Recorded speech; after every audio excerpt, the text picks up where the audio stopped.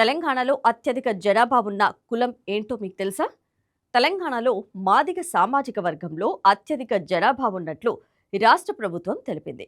కుల గణన ఆధారంగా రిలీజ్ చేసిన గణాంకాల ప్రకారం 36,57,551 అంటే 10.3% మంది ఉన్నారు. ఇక ముదిరాజులు 26,39,027 అంటే 7.4%. ఇక లంబాడీలు బంజారాలు 24,04,056 6.8% మంది ఉన్నారు.